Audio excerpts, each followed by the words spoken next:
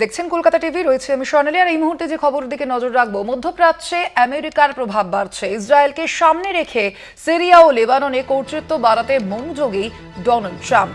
আপনাদের জানিয়ে রাখি, মধ্যপ্রাচ্যে আমেরিকার প্রভাব ক্রমশই বাড়ছে বলে মনে করছে বিশ্লেষক মহল। ইসরায়েলকে সামনে রেখেই সিরিয়া এবং লেবাননে কর্তৃত্ব বাড়াতে মনোযোগী ডোনাল্ড ট্রাম্প। আরো বিস্তারিত জানবো, আমাদের সঙ্গে এই মুহূর্তে নিউজরুম থেকে রয়েছেন কলকাতা টিভির পলিটিক্যাল এডিটর আশিস চট্টোপাধ্যায়। আশিস দা, ডোনাল্ড ট্রাম্প কেন আচমকা মধ্যপ্রাচ্য সম্পর্কে এতটা মনোযোগী হয়ে উঠলেন? ঠিক কি লক্ষ্য বলে মনে করা হচ্ছে তার? মধ্যপ্রাচ্যে কিন্তু অনেক ঘটনা ঘটছে, কিছু ঘটছে চোখের সামনে।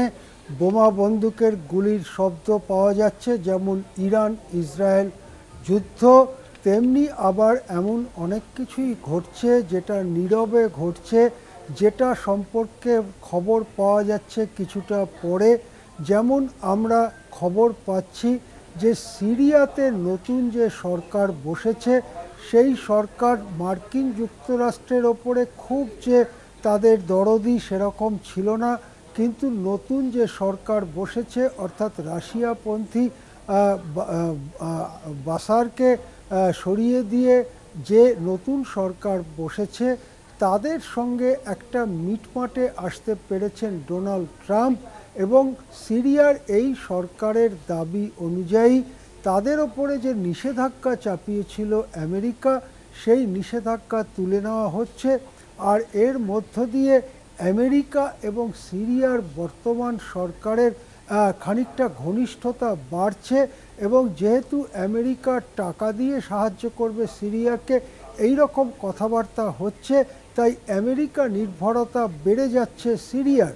পাশাপাশি লেবানন বলে যে ছোট দেশটি, সেখানে হিজবুল্লাহ নামে যে সংগঠন, যারা ইরানের থেকে মদত টাকা পয়সা পেত এবং দীর্ঘদিন ধরে ইসরায়েলের বিরুদ্ধে তারা তাদের লড়াই চালিয়ে যাচ্ছিল, সম্প্রতি কয়েক মাসে ইসরায়েল একটার পর একটা আক্রমণ করে হিজবুল্লাহর যে নেতৃত্ব এবং হিজবুল্লাহর যে ঘাঁটি, হিজবুল্লাহর যে লোকজন, তাদের অনেকটাকেই নিহত করতে পেরেছে, ধ্বংস করতে পেরেছে। এবং সেই জন্যই আমরা দেখলাম যখন ইসরায়েল ইরান আক্রমণ করলো, তখনও হিজবুল্লাহ তেমন কিছুই করতে পারল না, প্রকৃতপক্ষে চুপ করে বসে থাকলো।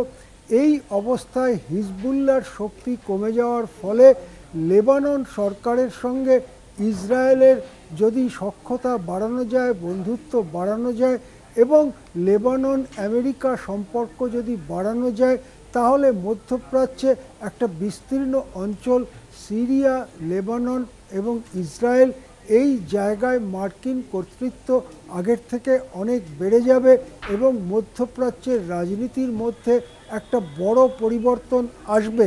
অবশ্যই রাশিয়াকে চুপ করেই আপাতত সেটা দেখতে হবে, কেননা রাশিয়াপন্থী যে প্রেসিডেন্ট ছিলেন সিরিয়াতে, তাকে গত বছরের 8 ডিসেম্বর এক বিপ্লবের মধ্য দিয়ে উৎখাত করা হয়েছে। তিনি গিয়ে আশ্রয় নিয়েছেন রাশিয়ায়। সুতরাং সিরিয়ার রাজনীতি এখন রাশিয়া বিরোধী হয়ে পড়তে পারে, আমেরিকাপন্থী, ইসরায়েলপন্থী হয়ে পড়তে পারে। এই রকম একটি সম্ভাবনার সামনেই মধ্যপ্রাচ্য দাঁড়িয়ে আছে। মধ্যপ্রাচ্যে বিরাটভাবে আমেরিকা প্রভাব বাড়াতে উদ্যোগী হয়েছে। তার প্রধান কারণ হচ্ছে এই অঞ্চলের বিপুল খনিজ সম্পদ, এই অঞ্চলে জঙ্গল ইত্যাদির মধ্যে যে বিপুল প্রাকৃতিক সম্পদ রয়েছে, এই অঞ্চলে যে ক্রুড পেট্রোলিয়াম রয়েছে বিপুল পরিমাণে, সেগুলোর ওপরে আমেরিকান কোম্পানিগুলোর বা আমেরিকার কর্তৃত্ব বাড়ানোর লক্ষ্যেই মধ্যপ্রাচ্যে আমেরিকা এই নতুন উদ্যোগী হয়েছে।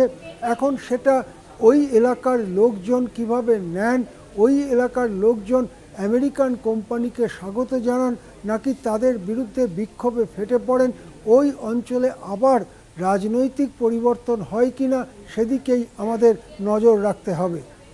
ধন্যবাদ আপনাকে। আমরা কথা বলছিলাম, আমাদের সঙ্গে সরাসরি ছিলেন কলকাতা টিভির পলিটিক্যাল এডিটর আশিস চট্টোপাধ্যায়।